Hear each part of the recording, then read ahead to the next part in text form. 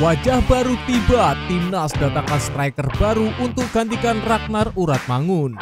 Kabar penuh kejutan, striker Timnas Ragnar Oratmangun kena virus angin Eropa. Disambut sangat mewah, Patrick Kluivert panggil pemain top speed jelmaan Gareth Bale.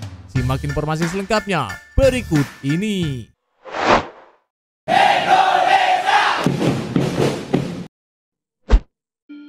Wajah baru tiba, Timnas datangkan striker baru untuk gantikan Ragnar Oratmangun. Ragnar Oratmangun absen membela Timnas Indonesia untuk pertandingan kualifikasi Piala Dunia 2026 melawan China dan Jepang pada bulan Juni mendatang. Lalu, siapakah yang akan menggantikan posisi Wak Haji di lini depan pasukan Garuda? Dalam pemusatan latihan Timnas Indonesia, ada 6 pemain yang dipanggil untuk mengisi posisi penyerang. Mereka adalah Ole Romeni, Ramadan Sananta, Rafael Strijk, Septian Bagaskara, Stefano Lillipali, dan Egy Maulana Fikri. Kemungkinan besar Ole Romeni akan mengisi posisi penyerang tengah jika tidak ada kendala. Penampilannya yang impresif di laga melawan Australia dan Bahrain membuatnya menjadi kandidat kuat untuk mengisi posisi tersebut. Persaingan di posisi penyerang sayap menjadi lebih menarik karena pemain tidak hanya bersaing dengan sesama penyerang, tetapi juga dengan pemain fullback yang bisa saja dimajukan ke depan jika Patrick Kluivert ingin memperkuat tim saat bertahan. Pemain seperti Dian James dan Eliano Reinders pun bisa terlibat dalam persaingan ini.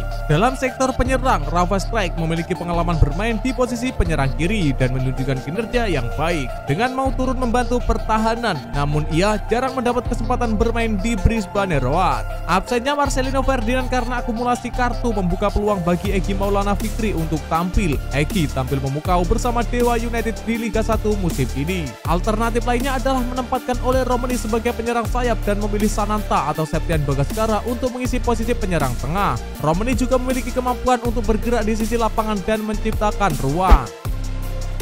Kabar mengejutkan, striker Timnas Ragnar Oratmangun kena virus angin Eropa. Exo PSSI Arya Sinulinga membeberkan alasan Ragnar Oratmangun tidak dipanggil oleh Timnas Indonesia untuk menghadapi China dan Jepang pada kualifikasi Piala Dunia 2026 di bulan Juni. Oratmangun yang selalu jadi langganan Timnas Indonesia sejak resmi menjadi WNI pada tahun lalu, kali ini tidak masuk dalam daftar 30 nama pemain yang dipanggil Timnas Indonesia. Hal itu lantaran Oratmangun sedang sakit. Tanpa kehadiran Oratmangun, pemain yang dipanggil untuk sektor penyerang adalah Ole Romeni, Egy Maulana Fikri, Rafael Strijk, Septian Bagaskara, Ramadan Sananta, dan Stefano Lillipali. Lillipali yang sudah lama absen membela skuad Garuda akhirnya kembali mendapatkan kesempatan di laga kali ini. Oratmangun memang sudah absen membela SC Dender sejak Maret. Oratmangun terakhir kali tampil saat membela Dender melawan KVC Majilid. Setelah kembali dari tugas membela Timnas Indonesia pada laga melawan Bahrain, Oratmangun tidak lagi berlaga bersama SC Dender karena sakit. Seperti diketahui, Timnas Indonesia akan menghadapi China pada 5 Juni disusul duet lawan Jepang di kandang lawan 5 hari kemudian. Dua laga pamungkas ini jadi penentu nasib Indonesia dalam perjalanan menuju Piala Dunia 2026. Timnas Indonesia saat ini ada di posisi keempat grup D kualifikasi Piala Dunia 2026. Bila mengakhiri grup C dengan duduk di peringkat 2 besar, Timnas Indonesia akan otomatis langsung lolos ke Piala Dunia. Sedangkan bila duduk di peringkat 3-4, Timnas Indonesia akan melanjutkan perjuangan ke babak keempat kualifikasi Piala Dunia 2026.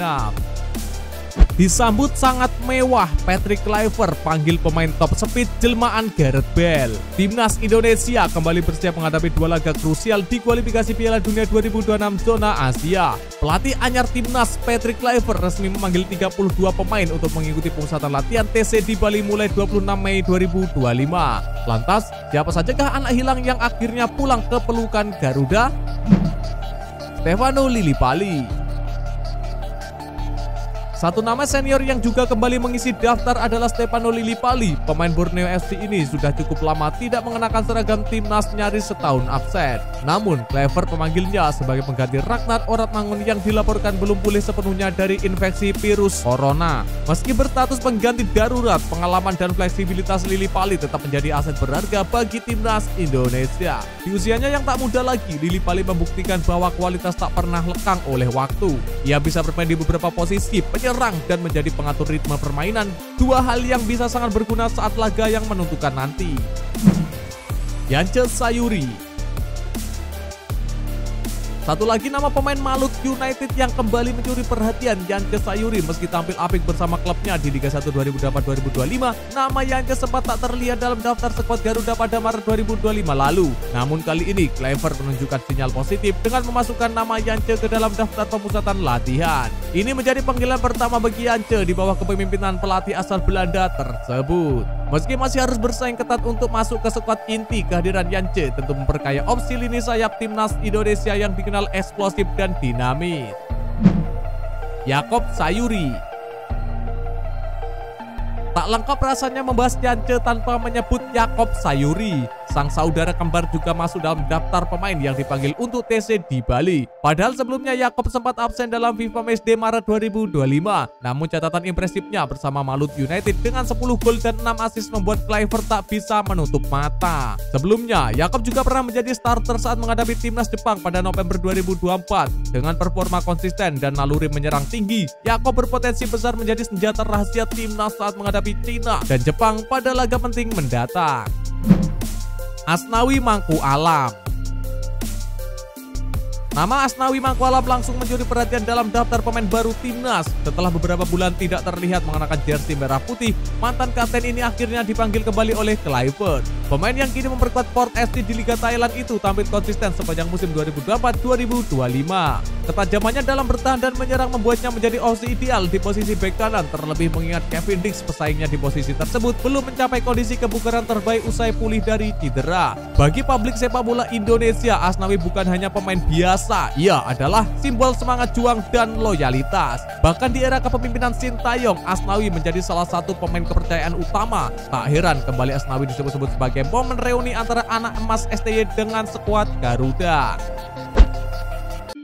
Timnas makin sangar sampai bikin pelatih China auto pingsan kena pecat. Pelatih China Branko Ivankovic terancam kehilangan jabatan sebagai pelatih timnas China jika sampai kalah dari timnas Indonesia pada babak kualifikasi Piala Dunia 2026 di Stadion Utama GBK Jakarta 5 Juni mendatang. Ancaman tersebut disebut media China akan terjadi jika China gagal melaju ke babak fase keempat kualifikasi Piala Dunia 2026. Pasalnya, Ivankovic ditarget membawa China lolos ke putaran keempat. Jika timnas China gagal lolos kualifikasi Piala Asia untuk Piala Dunia, secara teori kontrak antara Asosiasi Sepak Bola China dan Ivan dengan sendirinya akan berakhir, kata media China. Saat ini, China menjadi juru kunci grup C dengan poin 6 dari 8 pertandingan, terpaut 3 poin dari Indonesia yang berada di posisi keempat. Jika kalah dari timnas Indonesia di Jakarta, otomatis peluang China ke ronde keempat tertutup. China pun gagal ke Piala Dunia 2026. Hahaha, kasihan. Pertandingan timnas Indonesia versus China akan berlangsung di Stadion Utama Gelora Bung Karno, Senayan, Jakarta. Tim Garuda ingin revanse dalam laga ini. Sebelumnya, saat tandang ke China, Indonesia takluk dengan skor 1-2, kendati kalah Indonesia mendominasi permainan. Karena itu kali ini Indonesia percaya bisa menang. Untuk pertandingan ini disebutkan bahwa Branko Ivankovic akan memanggil 30 pemain mulai awal pekan depan. Adapun timnas Indonesia akan bersiap di Bali mulai 26 Mei. Tiba di Jakarta hari ini, Patrick Kluivert langsung tancap gas pamer strategi di TC Timnas. Pelatih Timnas Indonesia Patrick Kluivert memberikan sinyal kuat telah kembali ke tanah air.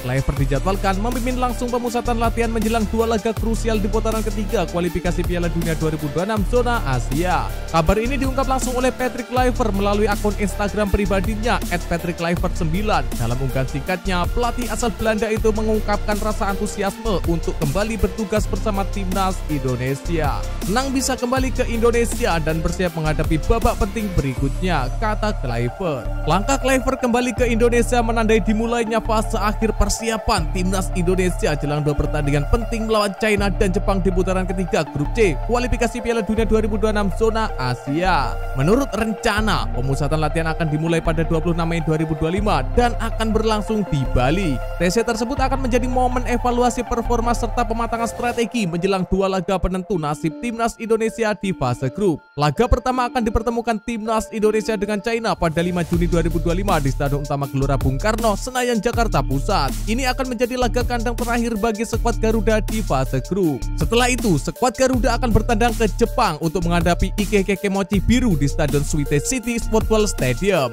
Laga ini diyakini akan menjadi salah satu pertandingan terberat dalam perjalanan skuad Garuda menuju Piala Dunia 2026.